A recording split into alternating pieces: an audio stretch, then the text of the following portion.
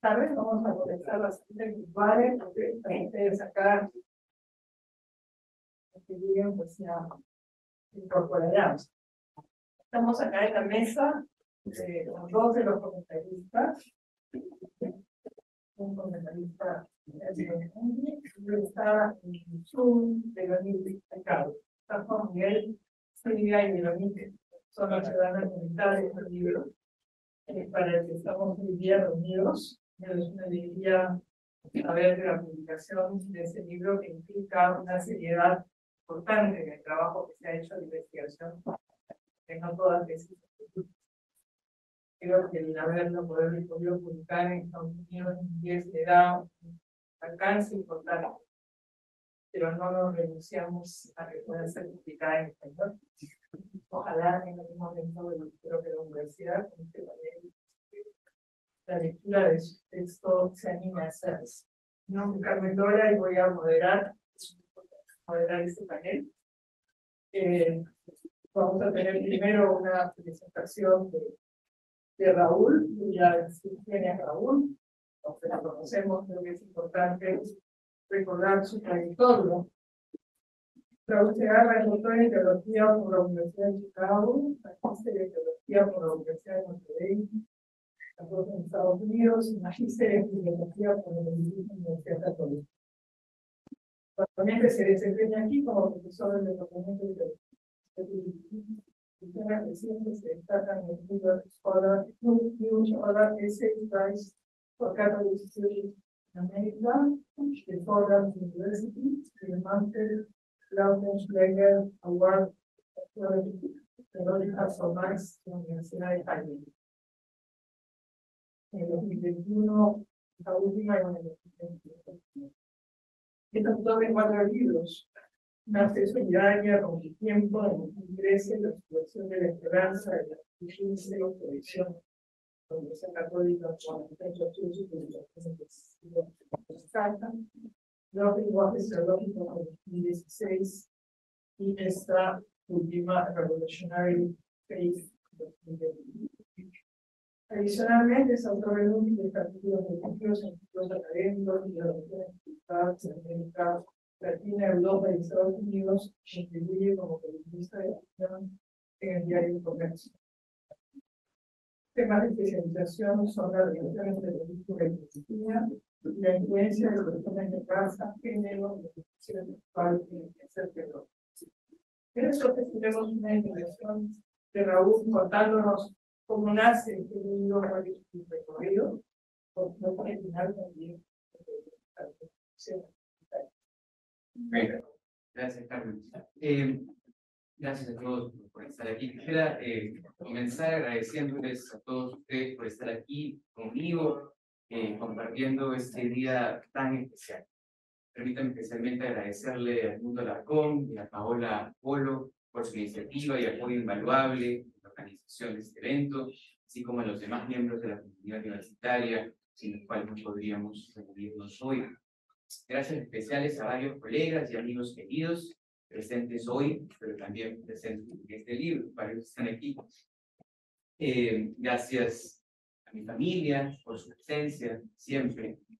A Silvia, a Veronique por allá, en el mundo estratosférico, a Juan Miguel por sus comentarios esta tarde. Y gracias muy especiales a mi querida Carmen Lora, que me acompaña por segunda vez presentando uno de mis libros. Debo decir que he tenido, además, la oportunidad de presentar este libro algunas veces fuera del país, pero es una verdadera alegría poder hacerlo en el Perú, donde gran parte del libro se sitúa, y en la Universidad Católica, donde descubrí además mi vocación por la lengua. Bien, entonces algunos comentarios sobre el libro, luego quiero pasar a algunos temas que organizan el libro, y con suerte eso abre un espacio para la conversación. El Revolutionary Faith es mi intento de reflexionar creativamente sobre el legado de la teología de la liberación, abordando temas que se pasaron a veces por alto y estableciendo conexiones quizá establecidas, desarrollando ideas que estuvieron presentes pero requirieron quizá corrección. Pero todo esto profundamente inspirado por el trabajo de 3 queridos lectores y amigos que están muy presentes en este libro y además a quienes este libro está dedicado. Gustavo Gutiérrez, David Tracy, Nancy Oz. Por lo tanto, los temas centrales del libro son la relación entre fe y justicia social, Gutiérrez, el método, la fenomenología y la hermenéutica con David Tracy, y la formación de valores y los derechos humanos por el lado de Nancy Oz. El argumento principal del libro es que los teólogos de la liberación, y Gutiérrez en particular, fueron capaces de proponer una nueva articulación entre fe y política que le permitió a los cristianos entender la injusticia social como un problema estructural que requería de su intervención política como cristianos. Además, sostengo que este proceso de articulación es la contribución más duradera de la teología de la liberación a la tradición cristiana y que ofrece un modelo para desarrollar una teoría de la justicia social que, sin tener que depender de una base teológica, acoge ideas teológicas y el valor de la religión en la esfera pública como uno de los componentes clave. El objetivo principal del libro es explorar cómo Gutiérrez y sus colegas hicieron todo eso, al mismo tiempo que trata de desenterrar algunas contribuciones menos obvias y de desarrollar ciertas implicaciones de la obra de Gutiérrez que permiten pensar algunas de mis propias preocupaciones sobre la formación de valores, el activismo político basado en la fe y la teoría democrática. Mi convicción es que los aportes de Gutiérrez han sido verdaderamente revolucionarios para la tradición cristiana. Incluso si, como sostuve en otro lugar, la suya fue una revolución académica, cautelosa, atrevida y experimental, bastante abierta a las categorías no teológicas y las fuentes no canónicas, siempre estirando, pero no excediendo los límites elásticos de la tradición cristiana. En lugar de proceder ahora a resumir los puntos principales del libro, me gustaría resaltar 3 áreas de interés que pueden fomentar una conversación productiva entre nosotros. Primero, la cuestión del método. En segundo lugar, el compromiso crítico con la tradición cristiana. En tercer lugar, la analogía entre las aproximaciones políticas y teológicas a la justicia social. Empiezo entonces con el tema del método. Mi trabajo está profundamente inspirado por la obra de William Schweikert, profesor en la Universidad de Chicago, y su convicción de que los problemas complejos y multidimensionales requieren enfoques igualmente complejos y multidimensionales. Por lo tanto, me baso en la teología, la filosofía, la ética, la teoría social y la etnografía para abordar el problema de cómo las personas de fe llegan a la convicción de que deben tomar una posición políticamente activa. Creo que esta es también la razón por la que este libro encontró un lugar más o menos de acogida en esta serie, Cultural Memory in the Present, que justamente está caracterizada porque ningún autor se puede ubicar fácilmente en una sola disciplina. Filosofía, teología, sociología, estas cosas convergen a menudo en la serie de Stanford. Creo que este enfoque multidimensional está muy presente en el libro, pero es especialmente claro en la forma en que los capítulos 1 y 3 trabajan conjuntamente. La preocupación clave del capítulo 1 es investigar cómo Gutiérrez intenta resolver la cuestión teológica clásica sobre la relación entre la historia y la salvación y la historia profana. Pero por supuesto, la respuesta proporcionada por Gutiérrez nos empuja a replantear la pregunta misma. No solo que Dios esté presente en la historia humana, sino que en esta historia es donde se comienza la obra de salvación a través de nuestra liberación de las consecuencias opresivas del pecado personal y estructural. Para Gutiérrez y sus colegas, la clave para entender el misterio de un Dios que crea el mundo, se hace hombre, muere en una cruz y resucita, es que el objetivo de la creación y la redención es que experimentemos la plenitud de la vida, algo profundamente socavado por la muerte violenta, la opresión y la pobreza. Por tanto, la lucha por la liberación no es meramente una cuestión de intereses políticos, es parte esencial del compromiso cristiano de trabajar en este mundo por la venida del reino de Dios. El capítulo 3 amplía de manera crucial estos temas, prestando atención a las experiencias de cristianos y cristianas, influenciados por estos ideales teológicos. Mi contexto es la historia de la violencia política en el Perú durante las décadas de 1980 y 90. Cuando se impugna era el movimiento terrorista Sendero Luminoso y el Estado peruano, con miles de civiles, como siempre sucede, atrapados en el fuego cruzado. con evidencia proveniente de trabajos etnográficos, archivos y entrevistas realizadas por mí mismo. El libro deja muy claro que las personas formadas por la teología de la liberación fueron capaces de navegar este momento de crisis, en gran parte gracias a la nueva articulación de fe política desarrollada por Gutiérrez y sus colegas. Esos hombres y mujeres entendieron la revelación de Dios como inseparable de la defensa de la vida, y por ello emprendieron una lucha activa contra el terror sendero, pero también contra los abusos de las fuerzas del orden. El tercer capítulo se marca en el contexto de lo que podríamos llamar los estudios sobre la religión vivida. En este caso, una religión vivida en el medio de la destrucción masiva producida por los actos de terror del sendero y la respuesta de los cristianos y cristianas que se comprometieron a seguir a Cristo y defender la sacralidad de la vida, incluso al precio de su propia vida. Este capítulo es un intento de historia sociopolítica en el libro, o si se quiere, de teología sociopolítica, en parte inspirado por la obra de Ernst Troeltsch y Hans Joas, pero prestando mucha atención también al material etnográfico. Segundo punto, el tema de la apropiación crítica de la tradición cristiana. Un segundo tema central del libro es mi interés en entender cuáles son las condiciones de posibilidad necesarias para producir innovaciones legítimas dentro de la tradición cristiana. Es el tema del capítulo 2. Pero este capítulo es también una reflexión sociológica y filosófica sobre el proceso de formación e innovación de valores de las tradiciones en su conjunto. En cierto modo, la motivación de este capítulo fue proporcionar una respuesta integral a la acusación de que la teología de liberación es una forma de marxismo religioso. Este es, por supuesto, un tema ya agotado en el mundo académico serio, con varios estudios concluyentes sobre el tema, incluidos algunos estudios académicos marxistas. Claramente, la teología de liberación no está comprometida con el materialismo histórico, con la metafísica de la lucha de clases, o con la idea de que la ficción es el opio del pueblo, algo además que demuestra en los capítulos 1 y 3 del libro. Otra cosa, por supuesto, es si hay algo intrínsecamente malo en el marxismo, pero eso podemos discutirlo en otro momento. Para mí, sin embargo, la pregunta más interesante y desafiante es si la ampliación del ideal de la preocupación por los pobres, que va de la mera caridad al compromiso con el cambio político estructural, es una ampliación legítima dentro de los parámetros de la tradición cristiana. Como podrán imaginarse, mi respuesta es afirmativa, pero mi argumento va más allá. En diálogo con el trabajo de David Tracy, propongo algunos criterios para determinar los parámetros de lo que llamo continuidad en la innovación dentro de una tradición, planteando que una comprensión adecuada de la tradición cristiana requiere no solamente un énfasis en los símbolos de la encarnación, la cruz y la resurrección, pero también en la opción por los pobres. Como señala en la página 72 del libro, esto no es solo una cuestión de amor y compasión, es un argumento hermenéutico. La opción por los pobres se convierte en una clave interpretativa fundamental de la tradición cristiana en su conjunto, y no solo una cuestión de la preferencia de cristianos con intereses por lo político. Finalmente, el tema de la justicia social. Mi último punto es sobre el interés del libro por pensar la relación entre fe y justicia más allá del contexto de la teología cristiana. En parte, está motivado por razones idiosincráticas sociológicas.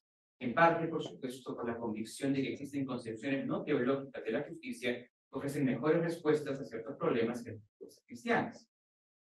El capítulo 4 aborda esas cuestiones en diálogo con la obra de John Rawls, cuya teoría de la justicia, como demuestro en mi libro, tiene múltiples puntos de convergencia con la teología de la liberación. Sin embargo, lo más importante es que Rawls teoriza una cuestión en gran medida ausente en la teología de la liberación, a saber, la posibilidad misma de encontrar puntos de convergencia entre concepciones teológicas y teológicas de la justicia. Además, la obra de Rawls ofrece importantes contribuciones a nuestra comprensión del papel político de la religión en sociedades pluralistas y democráticas, una de las principales preocupaciones de mi propio trabajo, pero un tema un poco teorizado de la teología de la liberación. Como muestro en este capítulo, el segundo principio de la justicia en la teoría de Rawls, que las desigualdades sociales y económicas son justas solo si resultan en beneficios compensatorios para todos, especialmente para los menos favorecidos. Este principio es el análogo filosófico de la opción teológica por los pobres. Sin embargo, el acercamiento de Rawls tiene la ventaja de ofrecer una defensa de la dignidad de los más desfavorecidos, que no depende de compromisos cristianos y por tanto es más adecuada para sociedades pluralistas. De manera similar, debido a que Rawls, pero especialmente Martin Nussbaum, especifican el contenido de la justicia en términos de desarrollo de capacidades, ambos autores complementan el trabajo de los teólogos de la liberación, quienes han dado muy poco contenido a su idea de una vida liberal. Pero como también señalo en el libro, los aprendizajes son complementarios. Como bien sabido, la teoría de Rawls es bastante abstracta, notable a nivel de justificación argumentativa, pero poco interesada en ofrecer una explicación exhaustiva de la vida moral, y menos aún una vida moral religiosa. Lo fascinante del trabajo de los teólogos de la liberación como Gutiérrez es que ellos hacen precisamente eso, ofrecen una explicación de la vida religiosamente íntegra, integral, en la cual la justicia tiene un papel central. En efecto, la teología de la liberación ha sido un actor clave en la lucha por la justicia social en América Latina y el mundo, demostrando la fuerza y profundidad de su visión al escuchar el clamor de los pobres y brincándole a estos recursos para convertirse en sujetos de su propio destino. Entre esos recursos, quizá el más grande, sea la idea simple pero audaz de que Dios no olvida los sufrimientos más vulnerables, que Dios nos ama y que Dios está a su lado mientras lucha por un futuro mejor. Gracias.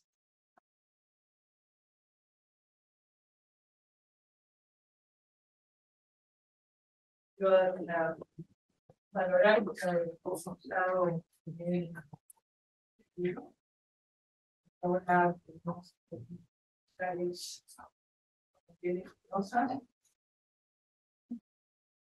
también Espinosa porque Carrero, nos dice licenciado en Historia por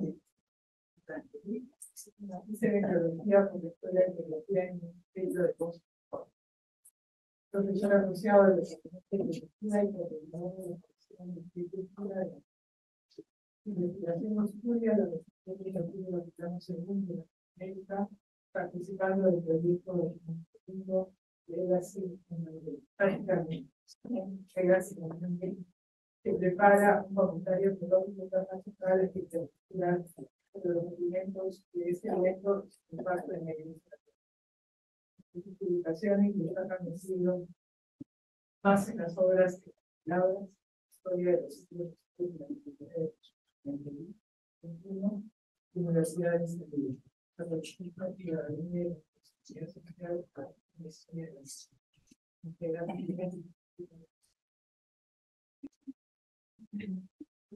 por tiempo, yo tengo algunas indicaciones por el tiempo, porque no que tenemos en el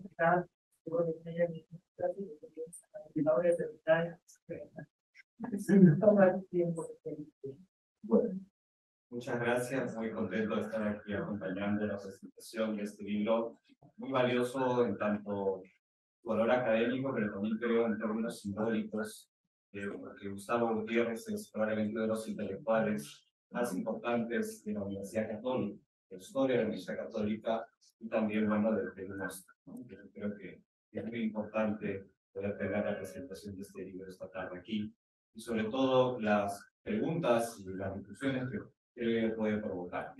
Tengo 4 ideas que quisiera compartir de lo que la lectura me suscita. La primera es un poco, bueno, yo soy historiador, como mencionó Carmen, entonces mi sesgo tiende a contextualizar, ¿no? Entonces, creo que el contexto puede ayudar a dimensionar mejor este aporte, ¿no? Este libro de Raúl Segarra aparece en un contexto posterior a la controversia en torno a la teología de la liberación, e incluso en un momento donde en el Perú sus detractores pues ya no tienen roles de autoridad, ya no tienen roles de poder tan marcados como en años anteriores, ¿no? Y además en este contexto del pontificado del Papa Francisco, que ha reivindicado el aporte teológico y pastoral de Gustavo Gutiérrez para la Iglesia y también podríamos decir para la sociedad latinoamericana, ¿no? Un segundo dato que a mí me parece clave enfatizar a nivel de contexto es la propia historia del autor, ¿no? Raúl es parte de este círculo de intelectuales peruanos cercanos a Gustavo Gutiérrez, pero de una quizás de todas las generaciones es discutible, pero podríamos decir como una tercera generación, ¿no? Distinta a la primera, de la gente que lo acompañó directamente en la redacción de Teología de la Liberación y en los debates más intensos de los 80 y 90, ¿no? Y eso yo creo que marca una mirada con particularidades frente a quienes de alguna manera vivieron estos procesos de los que el libro está hablando, ¿no? Por ejemplo, la cuestión de la ortodoxia de Gustavo, que es tan central para quienes vivieron esos años, no aparece porque para Raúl son otras las preguntas, ¿no? Son preguntas quizás más finas, con implicancias teóricas, ¿no? Por ejemplo, ¿qué tipo de secularización encaja con la teología de Gustavo Gutiérrez, ¿no? ¿Qué idea de justicia social está allí, ¿no? En términos teóricos. Entonces, pero también ahí hay un elemento valioso que destacar. Y por tanto es un libro que creo que sanamente va ayudando a trascender esta tensión que lamentablemente marcó un poco la historia de teología de la liberación en un país como el nuestro, ¿no? Que es la apología versus la diatriba, ¿no? Defenderlo o ser su enemigo. Yo creo que más bien comenzar el aporte de Gustavo, perdón, el aporte de Raúl, trayendo este texto a nuestro contexto peruano, creo que puede ayudar a comprender y profundizar el aporte intelectual de Gustavo Gutiérrez respecto a esta relación entre fe y política, subrayando su orientación escatológica, que le ayuda a no absolutizar proyectos políticos, sino a responder con fidelidad creativa frente a nuevas circunstancias políticas y socioculturales, ¿no? Y para ello coloca esta propuesta en conversación con debates filosóficos sobre la secularización, la experiencia religiosa, la justicia social de la perspectiva del liberalismo político, lo que a juicio del autor, y creo que estoy de acuerdo con él en eso, resalta la originalidad y la especificidad del aporte de Gustavo Gutiérrez, ¿no? Mi segundo punto tiene que ver con su noción de tradición, ¿no? Esta idea de una tradición religiosa y en específico cristiana, como una realidad viva con participantes activos que la interpretan y la recrean a partir de sus contextos. Es la aproximación del Vaticano II en la Constitución de Verbum, particularmente su artículo 8, que habla del progreso de la tradición de la Iglesia por medio de la acción del Espíritu en el sensu espíritu. Los fieles, a partir de su vivencia de la fe en los nuevos contextos, van profundizando en su conocimiento de la revelación y haciéndose más conscientes de sus implicancias teológicas y éticas, y abriendo también nuevos caminos de visión y nuevas encarnaciones del querigma, ¿sí? Donde además el desarrollo de esta tradición es lo que es vivir en fidelidad al Evangelio, no estancarla como algo del pasado o como algo que no cambia y que tiene que mantenerse y preservarse. A partir de un sólido marco teórico, Raúl creo que argumenta muy bien este punto, y donde además, creo yo, esta idea de una tradición viva que progresa para mantenerse fiel a la revelación de Dios, que es, insisto, de las instituciones más importantes del Concilio Vaticano II, nos es muy relevante hoy. Yo diría que esta idea de una tradición viva que progresa es la condición de posibilidad para reformar la Iglesia en clave de lo que el Papa Francisco llama sinodalidad. El autor nos ofrece que era un buen modelo práctico y a la vez bases teóricas para pensar la situación actual del catolicismo y las resistencias a esta noción del desarrollo de la doctrina y lo que el Papa Francisco llama la sinodalidad, ¿no? Usualmente estas resistencias suelen sustentarse en una concepción más bien rígida de la tradición, como algo inmutable, como algo que hay que preservar y que más bien quienes hablan de el progreso más bien están siendo traidores, ¿no? Están siendo ahí sí infiltrados, con doble intención, ¿no? Mi tercer punto tiene que ver con este capítulo 3 que Raúl ha mencionado, esta memoria de una religión vivida, encarnando la propuesta de teología de liberación en el texto, ¿no? Me parece un aporte invaluable incorporar las voces de los interlocutores de Gustavo. No es algo tan presente en los estudios que se hacen sobre este teólogo de la liberación. Reconocer que sus ideas se han nutrido dentro de una comunidad intelectual y de una red ancha de actores eclesiales respondiendo a contextos históricos concretos. No son ideas en abstracto, son ideas maduradas en comunidad. Aquí el interés del autor es reflexionar sobre la dimensión vivida de esta teología, la ortopraxis, y las maneras en que esa práctica ha ido invitando a reorientar y recomprender sus apuestas iniciales como generación nacida de Vaticano II. Sin embargo, mis anteojos de historiador me provocan siempre problematizar los narrativos, ¿no?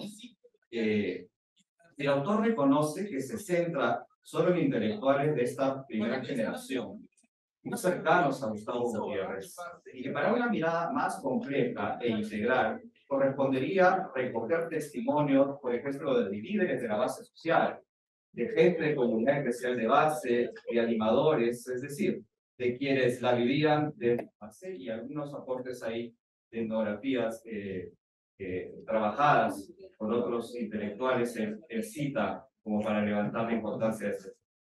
Yo me animaría a decir que otras capas de análisis pueden ser enriquecedoras.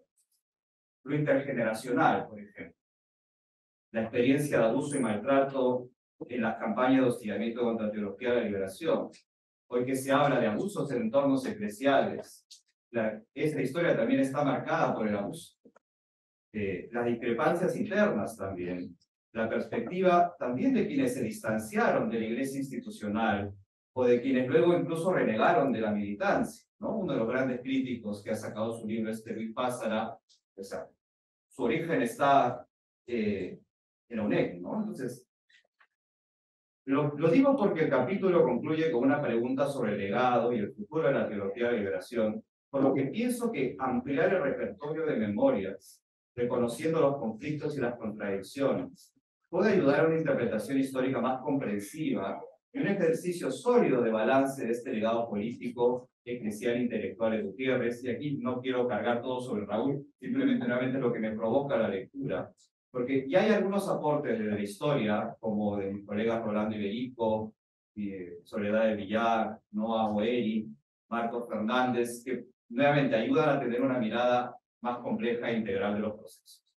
Y el último punto es que el libro está muy influenciado por el contexto norteamericano a nivel de los autores utilizados para el marco teórico, el peso del liberalismo político, el propio estilo literario, y es algo bastante comprensible, primero porque el libro está escrito en inglés y por una editorial norteamericana, y segundo por la formación académica y la inserción propia de Raúl en la realidad política religiosa de los Estados Unidos.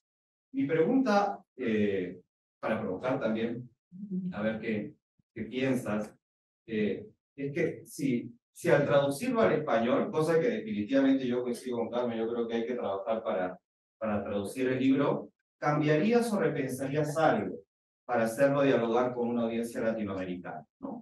Y lo pregunto porque los nuevos desarrollos posteriores a la primera generación de la teología de la liberación,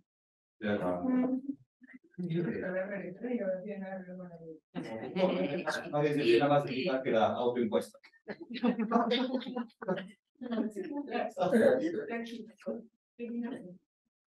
Que los gringos más disciplinados ya en Estados Unidos. El tiempo en el tiempo. Igual se queda el vicio.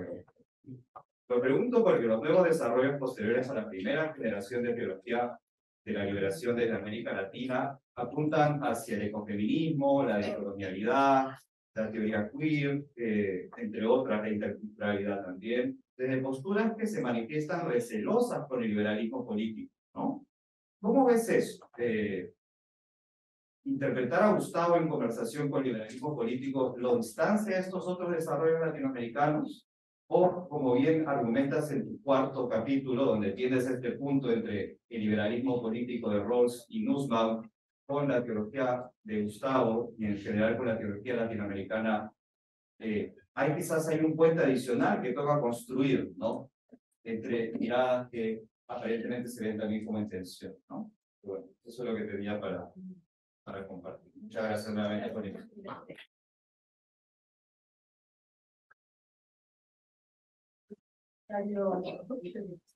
Nos pone un clima hoy día un poco raro y excepcional en el país. Entrar en diálogo, mantener al mismo tiempo una cercanía y a la vez una mirada crítica o menos provocadora, tan importante. El segundo comentario viene de Silvia Cáceres Sánchez, que es bachiller y licenciada en Teología por la Universidad Católica de Santa María de Cuba. Internacional. Magíster en Filosofía, Convención en Ética y Política por la Universidad Antonio Ruiz de Historia de Lima y actualmente se desempeña como docente del Departamento Académico de Estudios de la Pontificia Universidad Católica del Perú, como directora interina y coordinadora del área de Protección Teológica del Instituto Nacional. Su área principal de investigación está en la intersección entre investigación contemporánea, ética y política. Escuchamos. Gracias, Carmen. Bien, buenas tardes con todas y con todos. En realidad quisiera comenzar agradeciendo a Raúl la invitación a comentar su libro. Leerlo para mí ha sido una oportunidad para remirar, valorar y beber una vez más de las aguas de la corriente y la tradición cristiana de la teología de la liberación, que como bien dice Raúl, en la primera página de su texto, o del primer capítulo, mejor dicho, es una corriente plural y diversa, ¿no? Decir teología de la liberación no es un singular, sino que es una pluralidad y una diversidad de líneas y perspectivas, ¿no? Y bueno, también ha sido una oportunidad para evaluar el momento actual y los desafíos que debe de afrontar como perspectiva teológica y como movimiento, si realmente quiere continuar contribuyendo a la principal causa del reino de Dios, que es la justicia. Muchas veces he escuchado decir que la teología de la liberación es un clásico del pasado, de los 80s, de los 70s, una perspectiva que ya no responde a los desafíos del presente, pero este libro nos ayuda a ver que no es así, y que para que no sea así, se necesita ver la realidad con honestidad y responder con creatividad a los retos del tiempo actual y a los cambios de nuestro mundo. Y creo que Raúl lo hace muy bien en su libro. Raúl ya lo ha señalado también en su presentación, pero el libro está conformado por 4 capítulos. En el primero, el autor llama la atención sobre el contexto histórico, social y eclesial que ha desarrollado Juan Miguel, en el que surge la teología de la liberación como una respuesta a ese contexto. En el capítulo 2, Raúl explora el trabajo hermenéutico, también desarrollado por Juan Miguel y Raúl, implícito, digamos, en la propuesta teológica de Gustavo Gutiérrez, ¿no? Un trabajo hermenéutico que, como se ha señalado, actualiza y recrea la tradición cristiana con fidelidad y creatividad. En el tercer capítulo, Raúl pasa del mundo de la reflexión teológica al mundo de la fe vivida, el compromiso con los otros y otras, y además de manera colectiva, comunitaria. Y de esta manera, como él mismo ha señalado, a través de un trabajo de campo, recoge los testimonios de personas que, motivadas y movilizadas por su fe, se pusieron de parte de los más vulnerables en un periodo tan complejo y difícil como fue el conflicto armado interno. En el capítulo 4, uno de los más ambiciosos, a mi parecer, y debo decir que he comenzado la lectura del libro al revés, comencé por ese capítulo, dado que en la introducción, al momento de leer la introducción, digamos, fue algo que me despertó mucha curiosidad y llamó mi atención, ¿no? Bueno, en este capítulo Raúl se propone como objetivo esbozar, como él dice, una teoría de la justicia que sea inclusiva, ¿no? Es decir, una teoría de la justicia que incluya e incorpore aquellas instituciones liberadoras que posee la religión, es decir, aquellas creencias y principios religiosos que contribuyan al fortalecimiento de la democracia y sirvan de soporte a la búsqueda y concreción de la justicia social. Es en este capítulo, precisamente, que el autor nos pone frente a la pregunta por el rol público de la religión. ¿Puede la religión contribuir realmente a la búsqueda y a la creación de sociedades más justas? ¿Cómo es y cómo debería ser el rol público de la religión?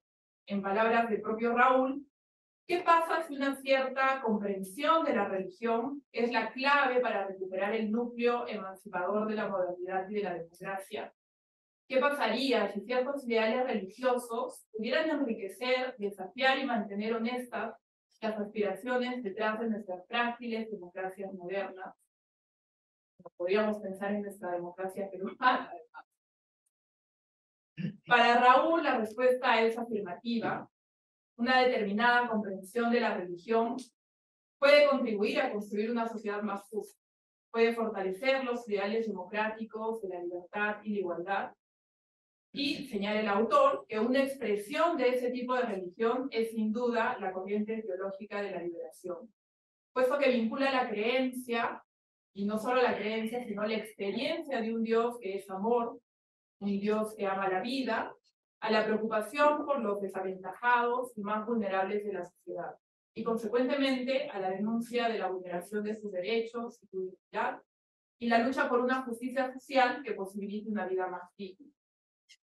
Así lo muestra Raúl en el capítulo 3 del libro, al llamar la atención sobre el compromiso de los agentes pastorales y de las comunidades cristianas durante el periodo de violencia en el Perú.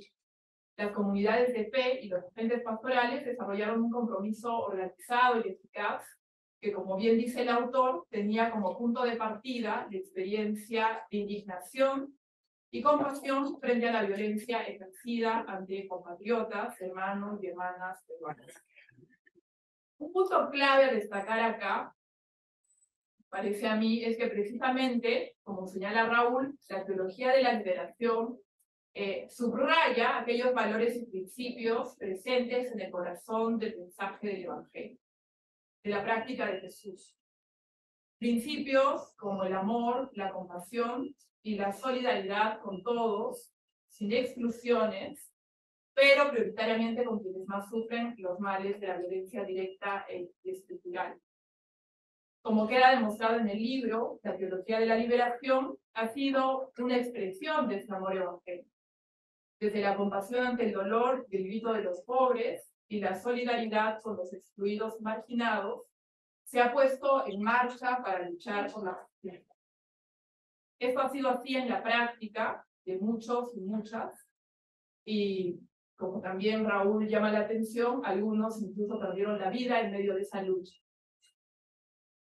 Ahora bien, como he señalado antes, el autor advierte que es indispensable generar una teoría de la justicia inclusiva, ¿no? Raúl lo ha señalado también en su presentación, ¿no?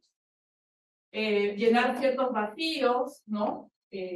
Digamos que su libro atiende también otras preocupaciones, también como lo ha dicho Juan Miguel. Entonces, una de esas preocupaciones de Raúl me parece que es también esbozar una teoría de la justicia que dé un mayor soporte a la teología de la liberación, ¿no?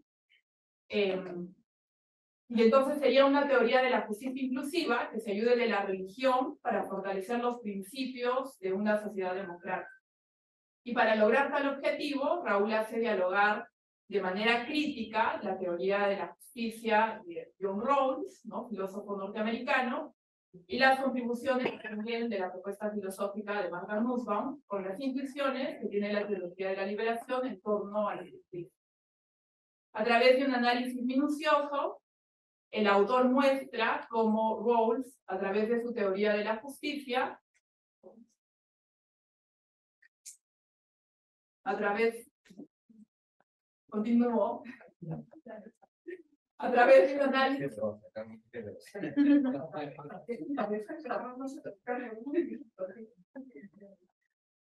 bueno, a través de un análisis minucioso, Raúl muestra cómo John Rawls, mediante su teoría de la justicia, ¿no? A pesar de que en un primer momento Rawls excluye, digamos, las creencias religiosas por ser estas tendenciosas, por estar vinculadas a los afectos, a las emociones, ¿no?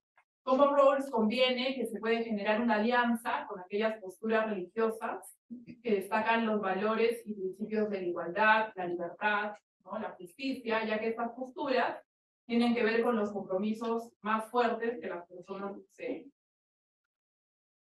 Así el autor nos recuerda aquellos discursos y acciones públicas de personajes históricos, ¿no? Como Abraham Lincoln, Martin Luther King, Rosa Parks, y el mismo Gustavo Gutiérrez, ¿no? Y también podemos acá tener en mente estas personas, agentes pastorales, que también se pusieron del lado de los excluidos durante el conflicto armado interno. Entonces, como todos ellos, motivados por su fe y por la confianza en un Dios amor, promovieron liberación, transformación y justicia social. En tal sentido, Raúl nos hace ver en su libro que no es posible generar, ¿no? Ya lo ha dicho también él, una teoría en abstracto, ¿no? Que no tenga en cuenta las contingencias de la realidad, ¿no? Así, valiéndose de la teoría de la Sociedades de Nussbaum, que también amplifica la teoría de Rawls, afirma que es necesario considerar aquellos apegos, afectos, emociones y lealtades que tienen los ciudadanos, las personas que conforman las sociedades democráticas. Pues esos afectos y apegos pueden ser una motivación especialmente poderosa para la defensa de la vida y la justicia. La teología de la liberación, sus seguidores, movidos precisamente por la experiencia de un Dios que ama la vida, e impelidos por las emociones del amor, de la indignación ante el sufrimiento y de la compasión, han defendido la libertad y la justicia poniéndose del lado de los excluidos.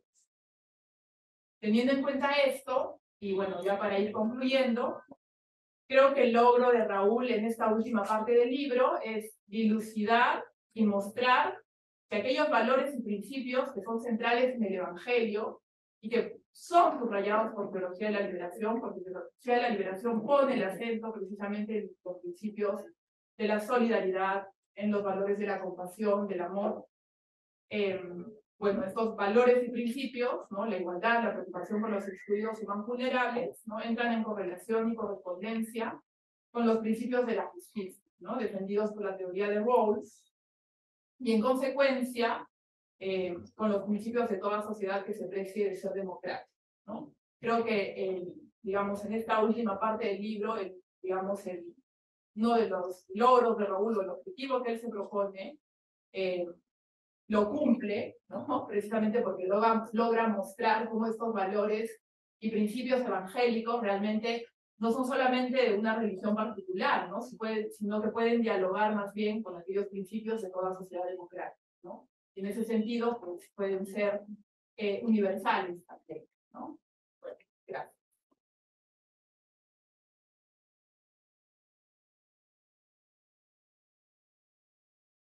Comentario, uno de los capítulos más interesantes que es interesante por la sección que mencionamos.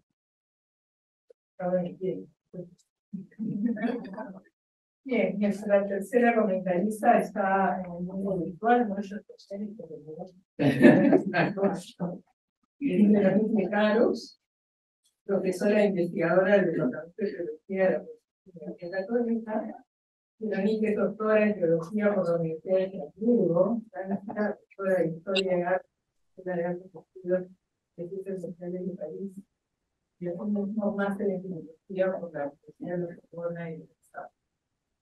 El campo de expertise se centra en los fenómenos religiosos en Perú, con un especial enfoque en la Iglesia Católica. Trabajo en entorno especial, las comunidades religiosas, la secularización y la conversión religiosa de la Iglesia. Es autora de varios artículos y libros, entre ellos La conversión al evangelismo. En el 2019 ha sido un profesor de la Universidad de Estado.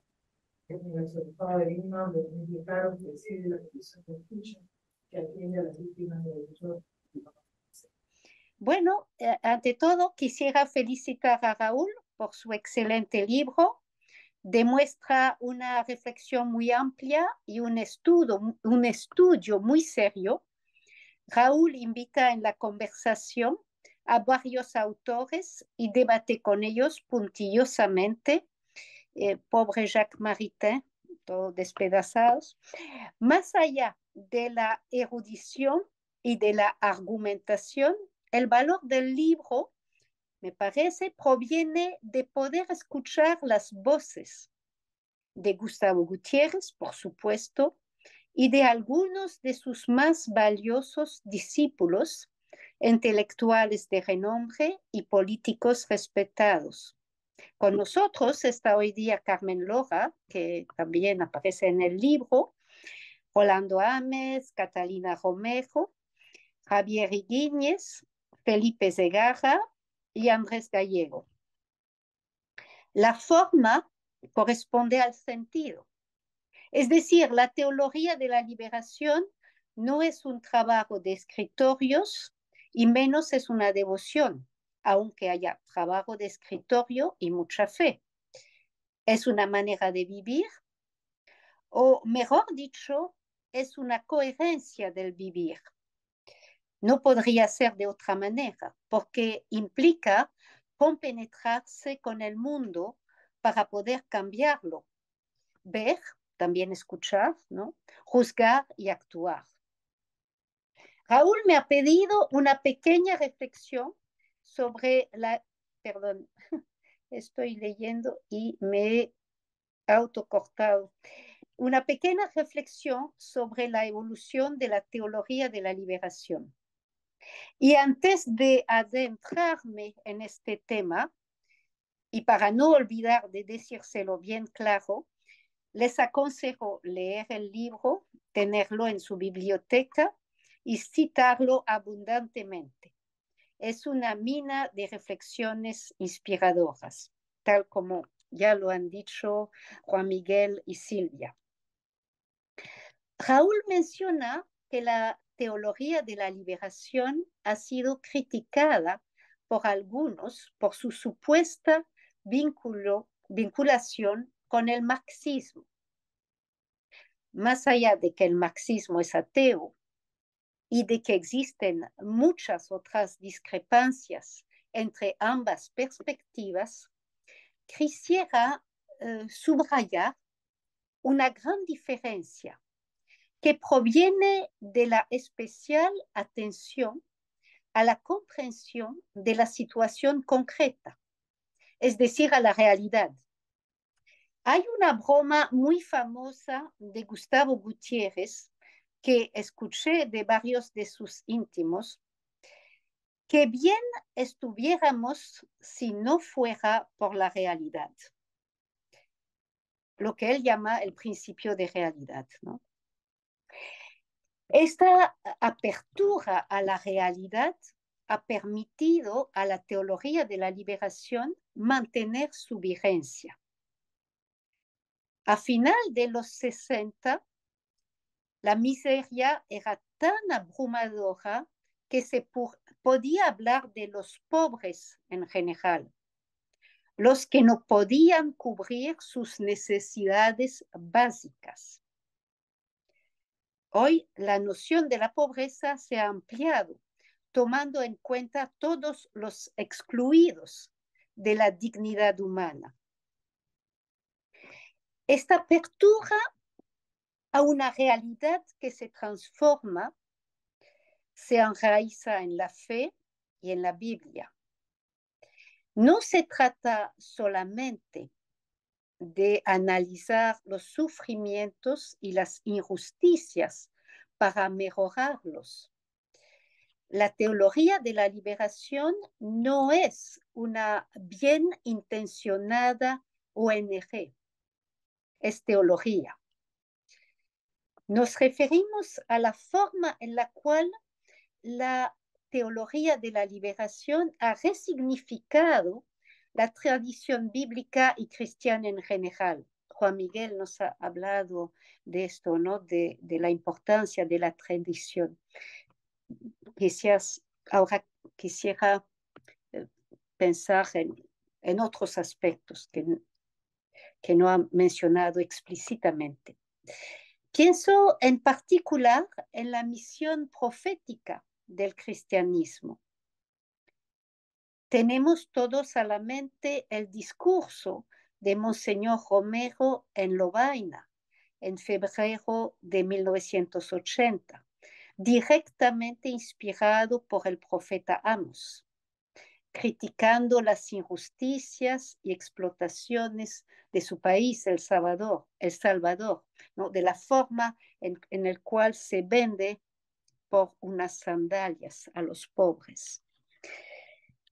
Sin embargo, muchas de las pobrezas y de las injusticias que hoy nos agobian no existían tal cual en los tiempos bíblicos y ni siquiera existían tal cual en los años 60, ¿no? En los años 60, 70, estábamos hablando de desarrollo, de industrialización, y nos parecía la panacea.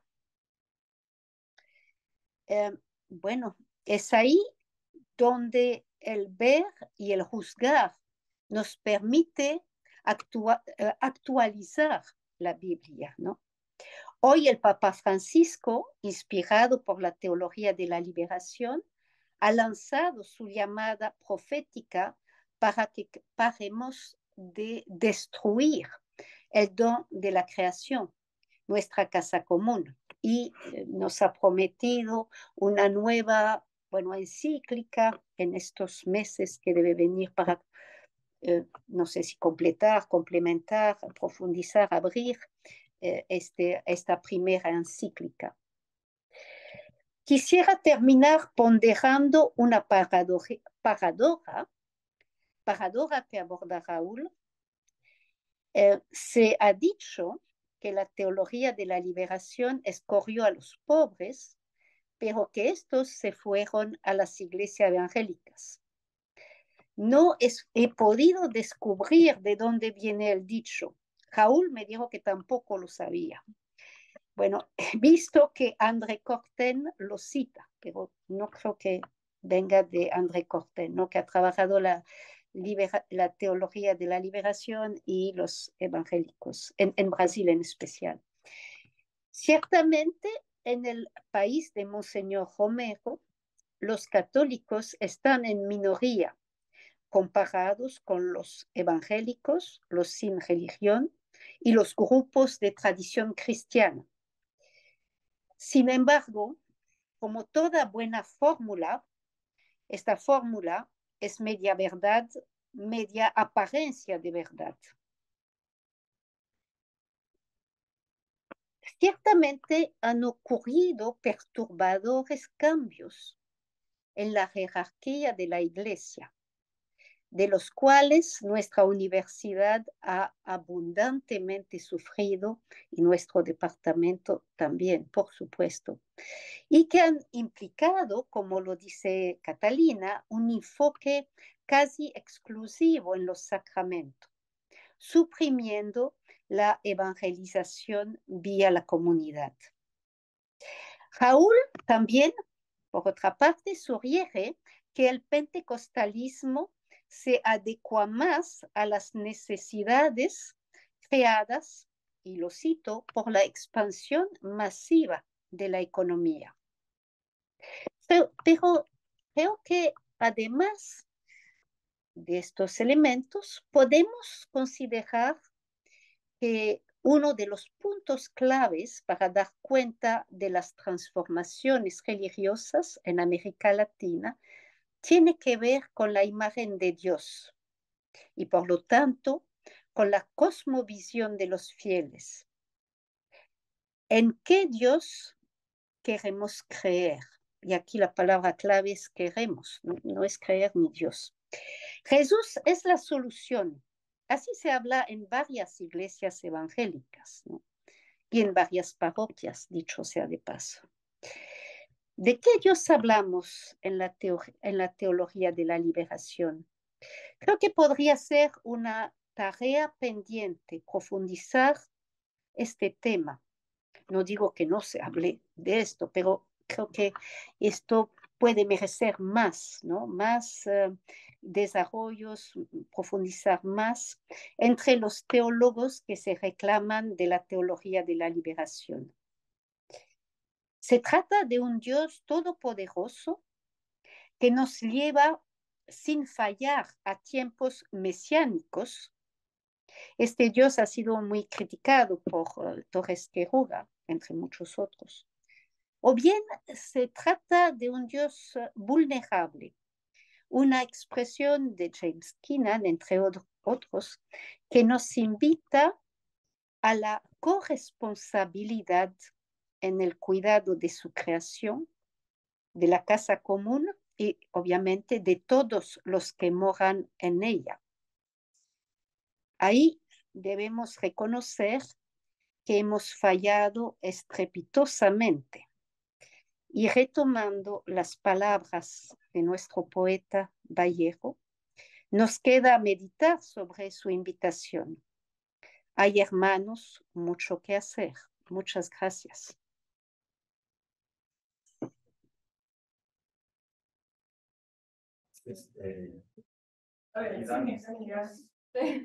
Hola, ¿qué tal?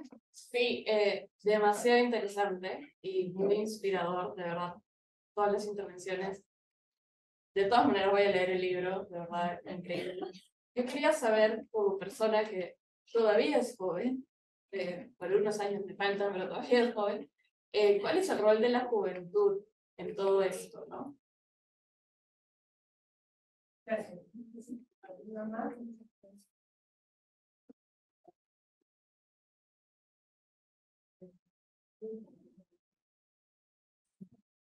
Mira, gracias por tu intervención. Es un tema que a mí me interesa mucho porque en cierta medida habla de algo que creo que está en la mesa y también en lo que mencionaba de Níquez, digamos, cuál es el derrotero, digamos, de las primeras generaciones, ¿cierto? ¿Qué pasa con la gente que es sus 30, 40, cuál es su relación con la fe cristiana y con el hecho de que la fe cristiana a nivel de denominaciones anda lo mismo que era hace 50 años? Hay una presencia de un 20% al menos de evangélicos en el país, ¿no es cierto? Un catolicismo bastante más débil que había antes, etcétera, etcétera. Yo creo que ahí, no sé si esto es lo que tú me querías decir, Veronique, pero me gustó mucho esto que dijiste, el Dios en que queremos creer y el énfasis está en el querer. Y yo tomé, no cierta intención, como este gran tema de sociología, de la medición del voluntarismo, el hecho de que las denominaciones permiten que la gente elija más libremente a qué grupo religioso pertenece o cómo se relaciona con el grupo al cual en principio pertenece. Y yo siento que eso es lo que está pasando con el juventud, ahora hasta puedo verlo al menos.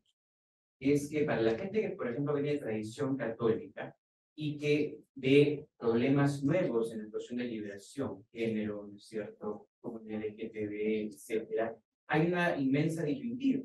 La disyuntiva está, ¿cómo puedo permanecer siendo parte de esta iglesia que por otro lado no parece estar en solidaridad con estos nuevos espacios o formas de vida que también son nuevos rostros de marginación, etcétera, etcétera, ¿no? Y además de una teología detrás de muchas de esas marginaciones.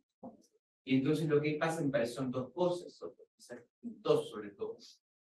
Una es que se genera una relación que a veces he llamado de comunión parcial con la Iglesia Católica. Esto es, hay una orientación general de compartir ciertos valores y creencias, pero distancia con temas de enseñanza doctrinal sobre el tema de sexualidad, género, etc. Mucha gente vive así, y en principio no es un problema fundamental para su propio autocomprensión. La otra es la distancia poco a poco, que además señala al tema, que aquí lo conoce muy bien, de abusos sexuales, pues termina siendo una cosa y la otra para absoluta distancia de la Iglesia Católica. Entonces creo que por ahí andamos.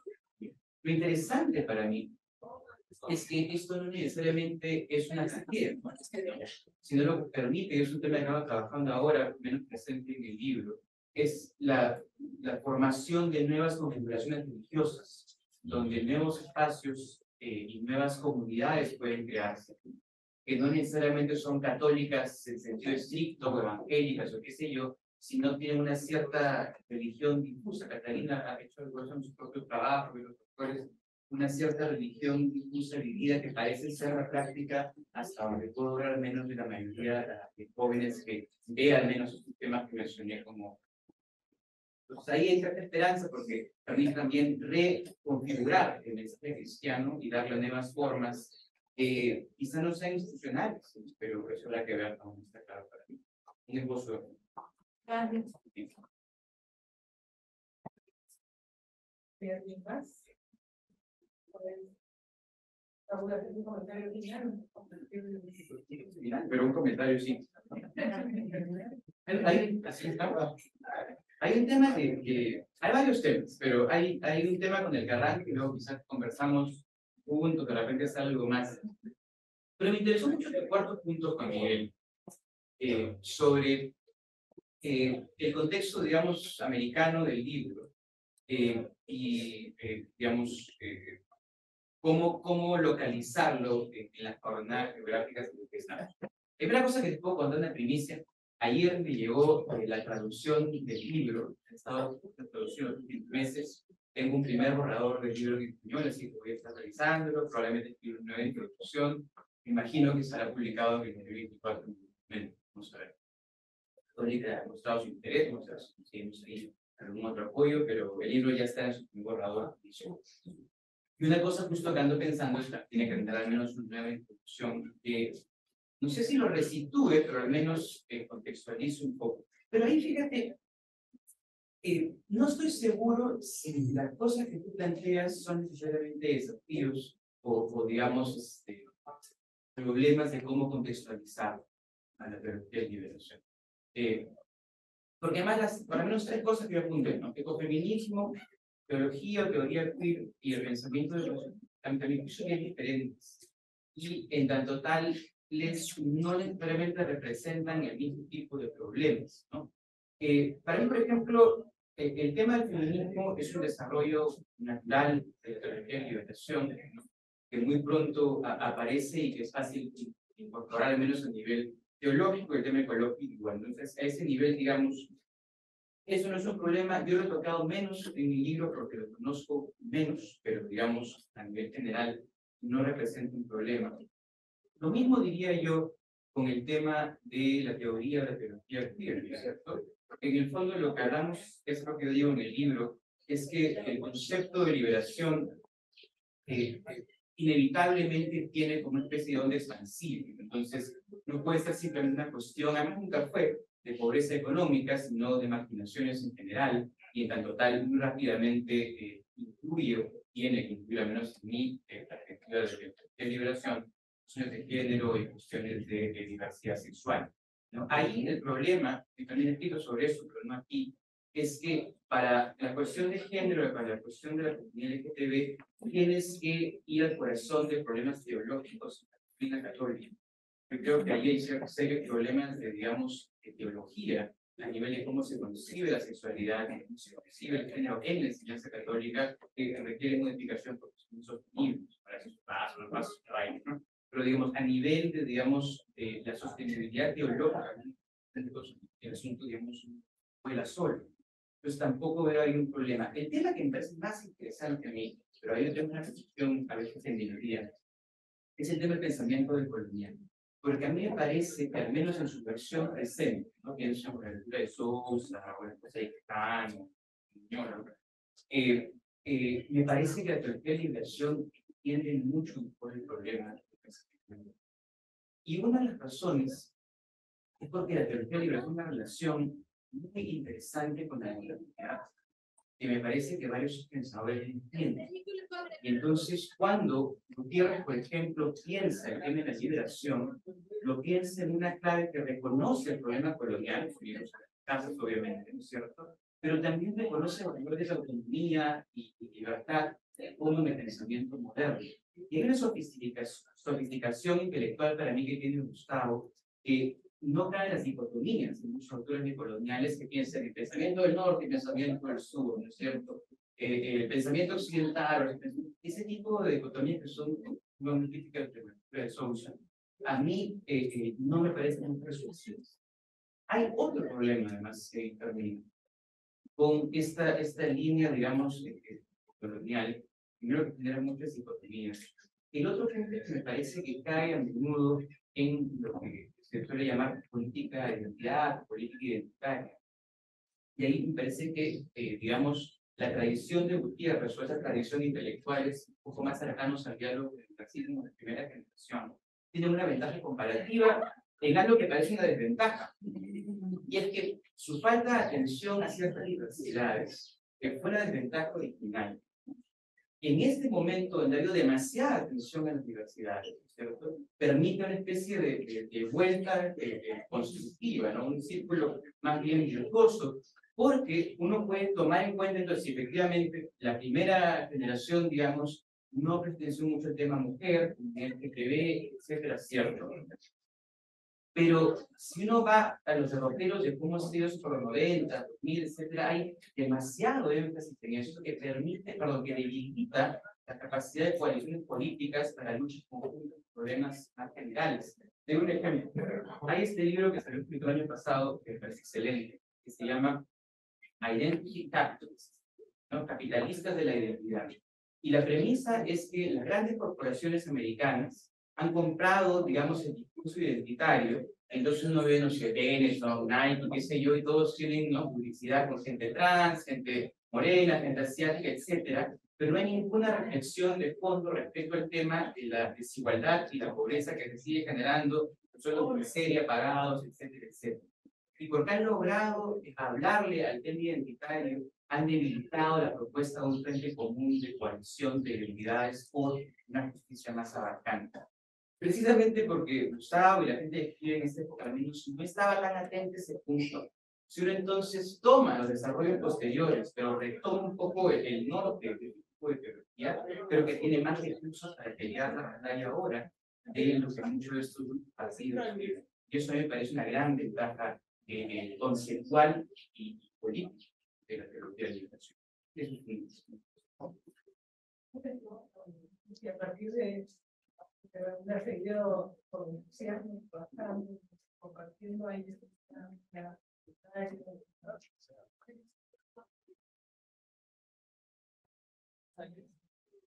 muchos temas, entonces hay que leerlo.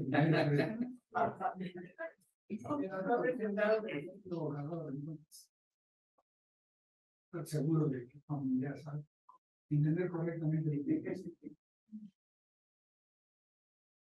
Yo tenía una pregunta. Bueno, claro, no he leído el libro todavía, pero me quedaba la duda de,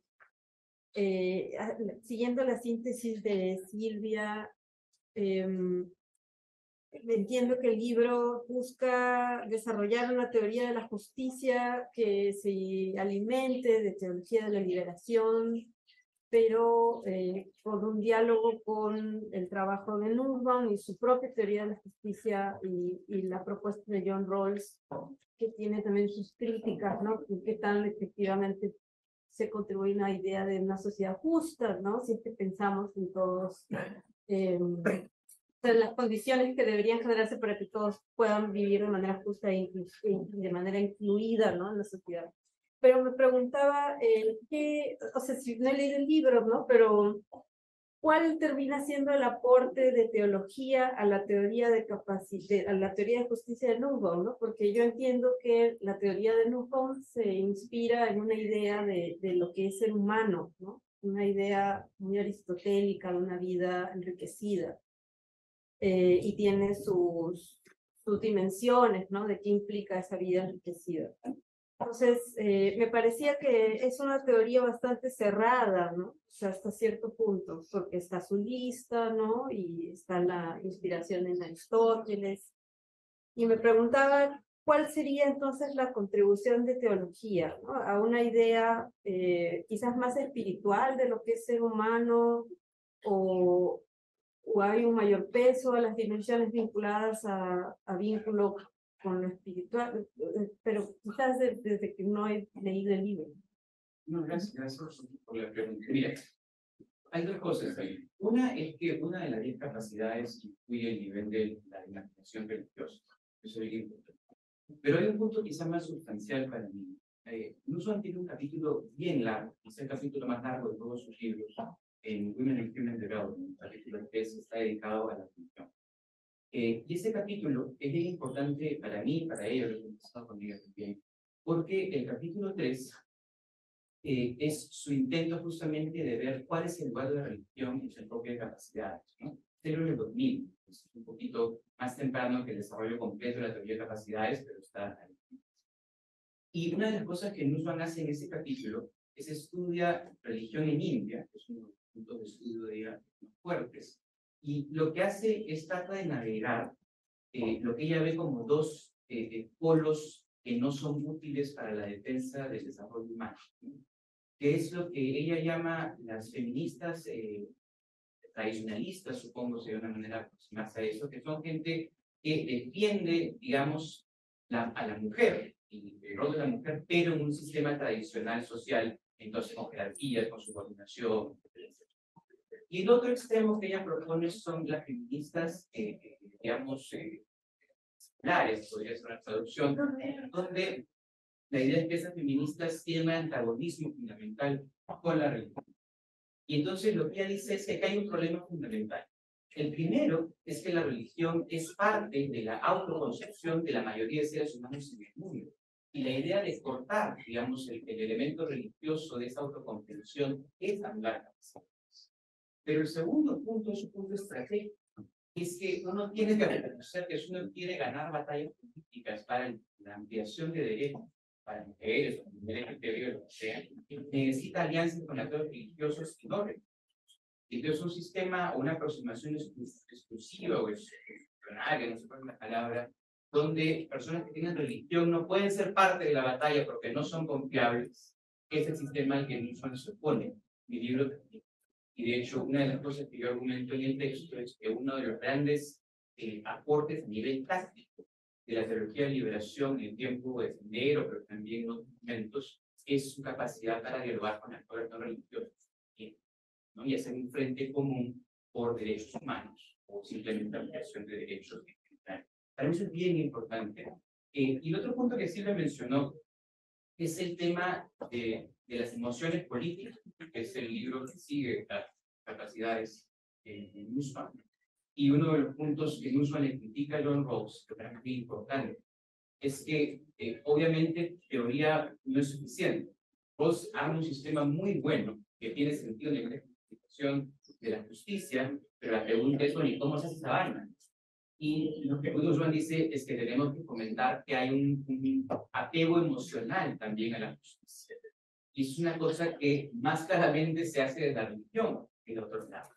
La mayoría de personas que yo estudio en este texto, que están aquí algunas de otras archivo, etcétera, son gente que se comprometió con la lucha por derechos humanos, se creía que esto era parte de la voluntad de Dios, el sentido de la vida que tenían, los compromisos cristianos.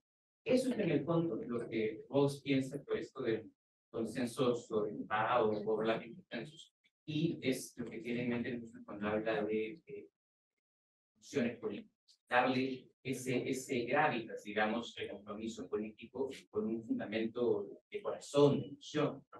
Entonces, por ahí lo veo, creo que eso tener alguna pauta, pero por leer el libro.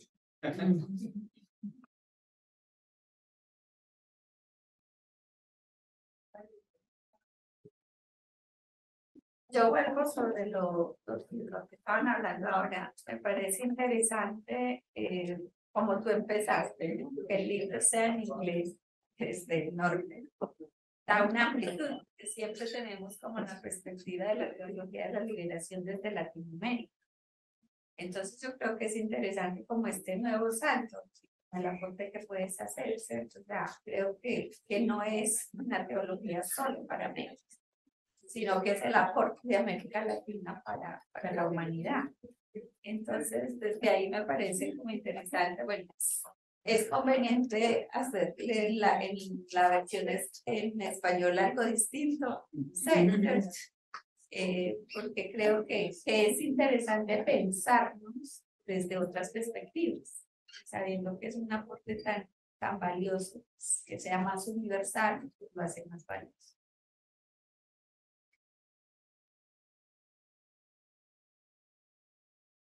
La figura de línea como se llama, yo creo que yo apoyaría mucho lo que se acaba de decir, el libro, aunque no lo leí, realmente poder verlo, creo que tiene una estructura muy armada, entonces toda una sencilla, creo que los temas que se han salido se quedan para otro libro. No puede ser lo que se dice.